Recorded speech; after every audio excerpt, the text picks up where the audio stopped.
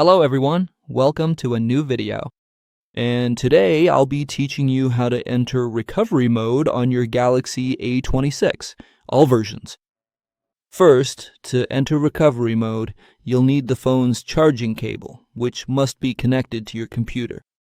The computer must be on so that when you connect this cable down here, the phone should show that it's charging, otherwise the process won't work.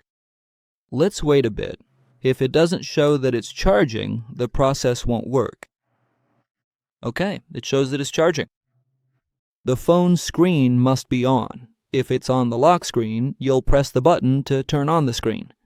Now with the screen on, you'll press the power button along with the volume down button with the cable connected, okay? Press the button to turn on the screen. Press both buttons together. When the phone screen turns off, you'll switch from the volume down button to the volume up button without letting go of the power button. Keep them both pressed until it enters recovery mode.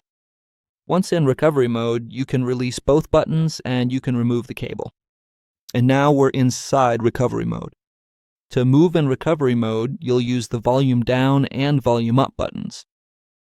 To exit recovery mode, you'll press the power button on the first option, here on the first option.